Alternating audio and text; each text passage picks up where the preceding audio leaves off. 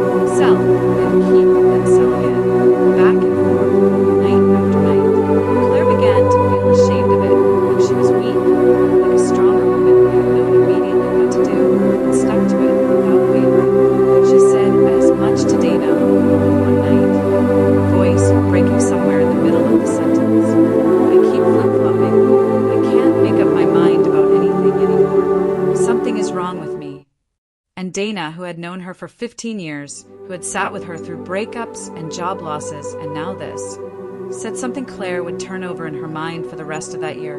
Claire, you are not flip-flopping. You're listening. There's a difference. Flip-flopping is panic. What you're doing is checking in with yourself every few days to see if the decision still feels true. That's not weakness. That is wisdom moving slowly enough to be right. Claire didn't say anything for a moment. She looked up at the clock above the stove. It read 12:12 again. She started noticing it everywhere after that, not only at night. A receipt from the hardware store, where she'd bought a new lock for the dock shed, came to a total of $12.12. A routine doctor's appointment, scheduled without her even choosing the time, landed at 12:12 in the afternoon. She glanced at her phone in the middle of an ordinary moment during the day, folding laundry or waiting for water to boil, and it would be 12:12, as though time itself kept circling back to hand her the same two numbers over and over, refusing to let her forget them. She started to feel watched, not in a frightening way, in the way you feel when someone who loves you is quietly making sure you're okay without saying so out loud. One afternoon, going through a box of her mother's things she hadn't been able to open until then, Claire found Eleanor's old journal, the leather cover soft and cracked from years of handling. She almost put it back, afraid of what grief it might stir up, but she opened it anyway, sitting cross-legged on the floor of her mother's closet, surrounded by sweaters that still smelled faintly of lavender. Most of the entries were ordinary: the garden, a recipe that hadn't turned out right, a worry about Claire's father before he passed years earlier. But one entry, dated almost a decade back, stopped her cold. Her mother had written about a season of her own life when she couldn't decide whether to keep working after the diagnosis first came or step back and rest. "I keep changing my mind," Eleanor had written, "and I used to think that meant I was lost. Now I think it means I'm paying attention. Maybe the answer isn't supposed to arrive all at once. Maybe it's supposed to arrive in installments, like breathing, one part going out before the next part can come in." Claire read the passage 4 times. When she finally closed the journal and checked her phone, out of habit more than anything now, it was 12:12 in the afternoon. A few mornings later, collecting the mail in her robe, Claire ran into her elderly neighbor, Mrs. Whitfield, who had lived 2 houses down for as long as Claire could remember and had known Eleanor since before Claire was born. "You look like a woman carrying 2 decisions at once," Mrs. Whitfield said, not unkindly, leaning on her cane by the mailbox.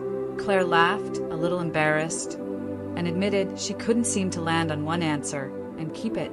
Mrs. Whitfield nodded slowly, like she'd expected exactly that. "My late husband used to say the mind isn't built to decide everything in one sitting. It's built to check and rest and check again, same as a heartbeat. You'd worry about a heart that only beat once, wouldn't you? Why worry about a decision that does the same thing a heart does?" She patted Claire's arm and shuffled back toward her porch before Claire could think of anything to say in return. Claire stood by the mailbox a long moment, an unopened envelope in her hand, the number on the postmark reading 12:12 p.m. She called her Aunt Ruth that evening, mostly just to hear a voice that had known her mother longer than she had. She didn't mention the numbers at first, but somewhere in the conversation, almost as an afterthought, she asked if her mother had ever talked about angel numbers or signs or anything like that. Ruth laughed softly. "Your mother used to say, 'Heaven doesn't yell, Claire. It just keeps showing up in small ways until you're finally ready to notice.'" Claire sat with that sentence long after she'd hung up the phone. Additioner Sugesteo Alinha. On the 20th night, 2 days before the deadline, Claire couldn't sleep at all. She walked down to the dock in her mother's old cardigan, that was cold and damp under her bare feet, and she sat where she used to sit as a girl, knees pulled to her chest, and she finally allowed herself to ask the question underneath all the other questions. Not sell or keep, but this. Am I doing all of this, the 30 days, the legal pad, the endless back and forth, because I'm trying to save a house, or because as long as I haven't decided, some part of my mother is still here and I am not ready to lose the last of her? She sat with that question until the sky began to lighten at the edges, gray easing slowly into gold. And that was when she remembered something her mother used to say near the end, when the illness made most sentences hard to finish. But this one she always got all the way through. Claire, the house was never the thing I wanted you to keep. At the time, Claire had assumed her mother meant memories, that memories mattered more than wood and stone and a leaning dock. But sitting there at dawn, 28 days into a decision that kept alternating like a pulse, she understood it differently. Her mother hadn't been talking about the house at all.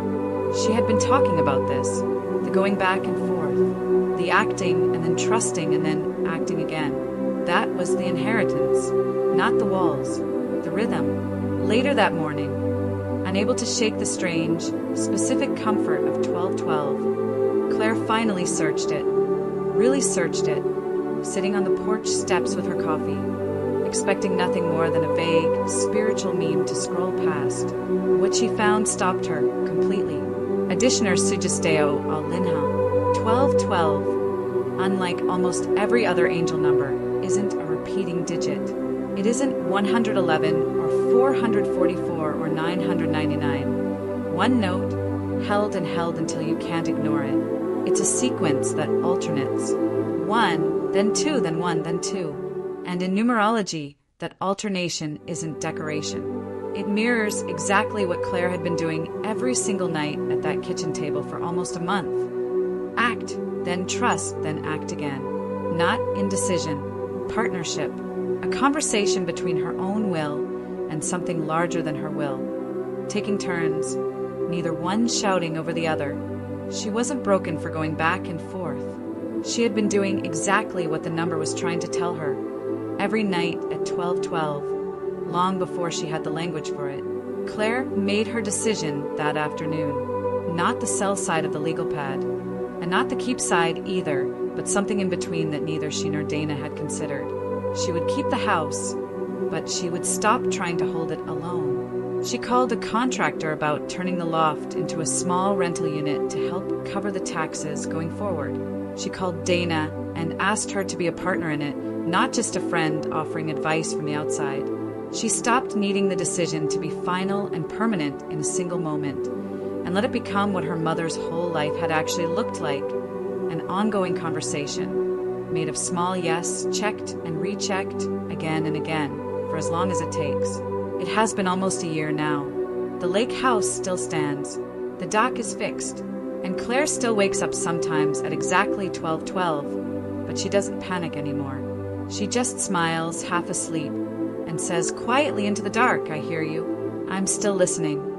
If you are seeing 1212 right now, in the middle of your own version of Claire's 30 days, a decision you can't quite make, a loss you haven't fully grieved, a life you are trying to hold together with a legal pad and too little sleep, this is heaven telling you the same thing it told her. You are not required to know the whole answer tonight. You are only asked to take the next honest step, and then pause, and then listen, and then take the next one after that. Act, trust, act again. That is the rhythm of 1212, and it has been walking beside you longer than you have noticed it. Heaven speaks to those who listen, and if you are still watching this, still here at the end, still with me, you are already one of the ones who listens. Maybe your version of the lake house is a relationship you keep almost leaving and almost staying in. Maybe it's a job or a city, or a version of yourself you're not sure you're ready to let go of yet. Maybe there's no legal pad, no 30-day deadline, just a quiet ache you've been carrying at 12:12 in the morning without knowing what to call it. Whatever it is, you don't have to solve it tonight. You are only being asked to take the next honest step in front of you, however small, and then to rest, and then to check in again when it's time. That is not indecision. That was never indecision. That is a conversation, and you have been part of it the entire time, whether you realized it or not. Additioner Sugesteo al Linha. If this found you tonight for a reason, type 1212 one more time in the comments, so someone else scrolling past at 1212 in the morning can see it and know they are not alone either. Like this video, subscribe to Divine Angels, and I will meet you in the next message heaven has waiting for you.